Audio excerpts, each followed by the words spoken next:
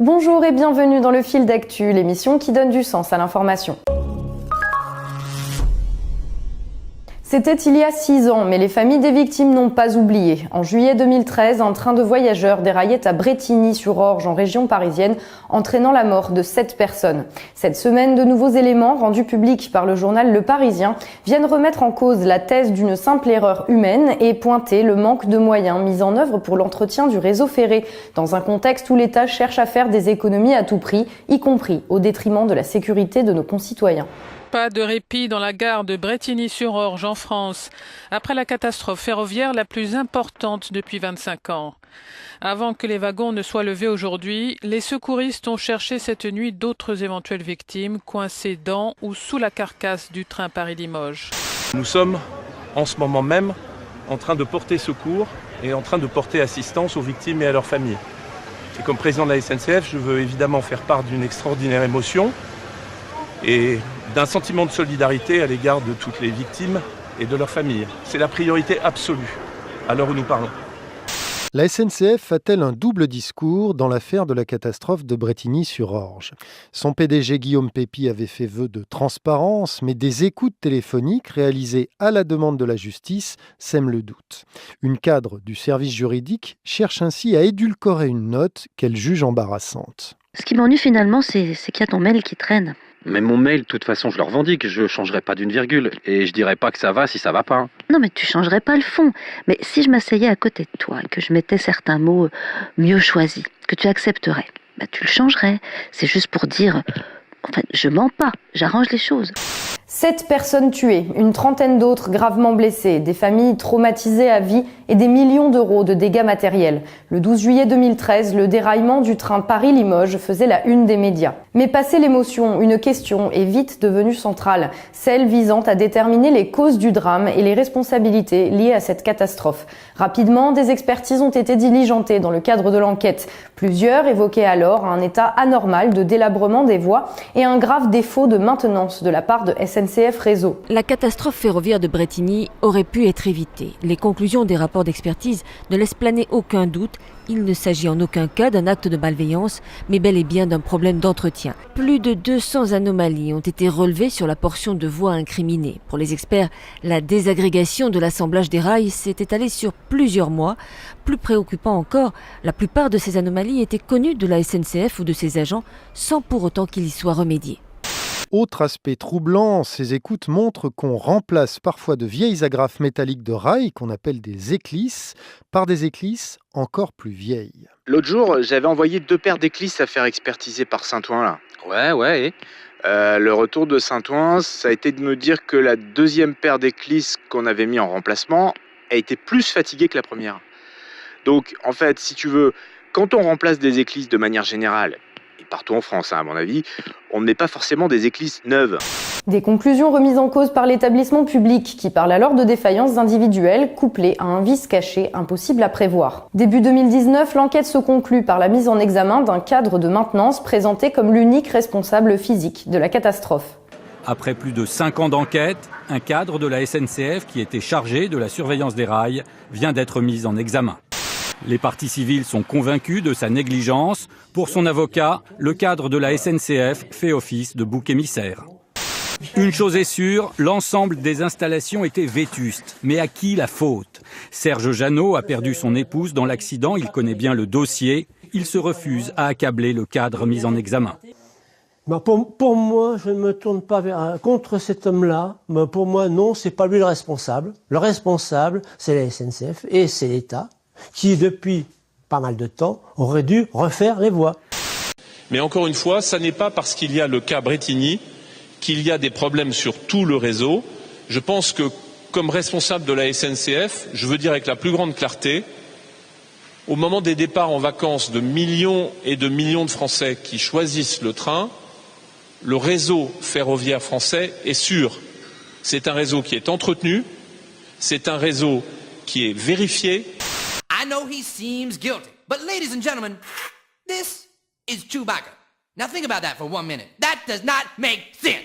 Why am I talking about Chewbacca when a man's life is on the line? Why? I tell you why. I don't know. It doesn't make sense. If Chewbacca does not make sense, you must acquit. Here, look at the monkey. Look at the silly monkey. Sur le dernier essieu de la troisième voiture, il y a bien une trace de choc avec l'éclisse. Il y a bien une trace de choc avec l'éclisse, ce qui donc aurait tendance à confirmer l'hypothèse que nous vous faisions hier. Mais c'était sans compter les révélations faites lundi dernier par le journal Le Parisien, qui, en dévoilant des documents internes à la SNCF, accable la politique de cette dernière. En premier lieu, un mail adressé par le directeur de l'infrastructure d'Île-de-France à son directeur financier, daté du 14 avril 2013, soit 3 mois avant la catastrophe. Ce courrier fait état d'un important déficit d'agents de maintenance à hauteur de 200 personnes pour le secteur de Paris-Rive-Gauche dont dépend Brétigny. Le cadre régional y insiste sur la nécessité d'embaucher au plus vite 150 personnes au moins pour assurer l'entretien du réseau et ainsi limiter la casse dans la région. Un mail non suivi des faits qui résonne aujourd'hui comme prémonitoire. Bien sûr, il est impossible de dire si le fait de combler ce manque de moyens humains aurait suffi à empêcher la catastrophe. Mais durant les années qui l'ont précédé, plusieurs audits portant sur la sécurité ont mis en évidence la vétusté de certains équipements et la nécessité d'un meilleur entretien des voies et du matériel. Un entretien qui ne peut se faire sans agents de maintenance. Pourtant, d'autres documents internes à la SNCF datés de 2013 évoquent un déficit de 2000 agents sur l'ensemble du territoire national, dont 1000 en Île-de-France. Un problème qui ne fait que se creuser avec les années. Entre 2000 et 2013, la SNCF a supprimé plus de 26 000 emplois. Et depuis la catastrophe de Brétigny, ce sont 8 000 postes supplémentaires qui ont été supprimés. Alors, je voulais annoncer des choses très concrètes. Alors, en 2019, on va embaucher 4 500 cheminots. En 2019. Oui. On remplace aujourd'hui à peu près 3 départs à la retraite sur 4. On embauche beaucoup dans des métiers techniques, du génie mécanique, du génie électrique, du génie civil, des gens qui sont dans l'informatique, des gens qui sont dans l'énergie, des gens qui sont dans les télécoms. Là, il y a énormément de postes. Le secteur public, toujours la deuxième plus grosse entreprise du secteur public, continue à réduire ses effectifs. Hervé Gaucho, bonsoir. La SNCF va supprimer 2000 postes. Dans quel secteur précisément ? Alors effectivement, la SNCF a annoncé que 2086 suppressions de postes, très exactement, sont prévues l'an prochain. Regardez, c'était pareil cette année et c'était pareil l'an dernier. Alors on apprend que sur le secteur de Brétigny 1, autrement dit la zone dans laquelle s'est produit l'accident, il y avait en dehors de l'encadrement 16 agents chargés de la surveillance en l'an 2000. Il n'était plus que 8 en 2012, soit donc une diminution de moitié. Première question déjà, est-ce que c'est vrai et est-ce que ça peut être une des conséquences directes de l'accident ?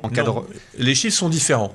On apprend enfin que 10 mois après la catastrophe, des aiguillages étaient encore en mauvais état à Brétigny. Qu'est-ce qui a cassé avant-hier ? Des éclisses, des boulons ? Des éclisses. Les 2 éclisses, c'est quoi ton analyse ? Mon analyse, c'est que les traverses, elles sont mortes. Bon, c'est pourri à ce point-là ? Mais c'est pas la seule, je te rassure, Toutes les traversées de jonction de Brétigny sont dans cet état-là.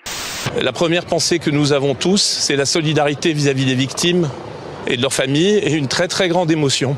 Parce que les catastrophes ferroviaires sont quelque chose qui bouleverse l'ensemble de l'opinion et l'ensemble de ceux qui sont attachés au train dans notre pays.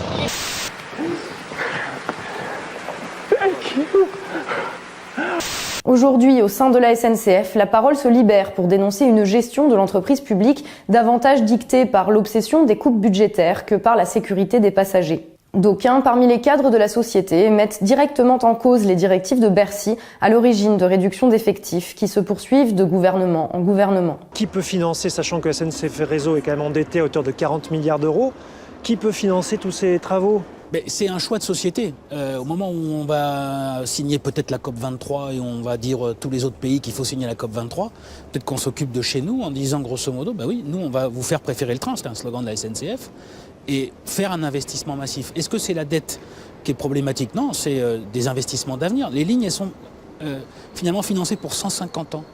Donc c'est des investissements qui sont des investissements d'avenir. Moi je pense aujourd'hui que c'est de la bonne dette. Contrairement à d'autres dettes, celle-là c'est de la bonne dette, c'est de l'investissement pour les entreprises. Moi, je fais 60 milliards d'économies à la fin du quinquennat par an. D'accord ? Non, 60 milliards sur les 5 ans. Non. Ah, 60 milliards par an. Oui, ce sont nos économies, les économies qu'on va progressivement faire sur l'État, la sphère sociale, les collectivités, qui permettront cela. La semaine dernière, nous parlions ici de la baisse du déficit public dont nos dirigeants se félicitaient. La réalité derrière les chiffres, la voici. Des moyens humains qui disparaissent et un État qui se retrouve dans l'incapacité d'exercer ses missions essentielles. Des politiques irresponsables en temps normal, mais qui, le 12 juillet 2013, sont devenues purement et simplement criminelles. Merci à vous d'avoir été avec nous dans cette édition du Fil d'Actu. Vous pouvez partager la vidéo autour de vous ou soutenir notre travail via la page Tipeee. On se retrouve très bientôt pour un nouveau numéro du Fil d'Actu, l'émission qui donne du sens à l'information.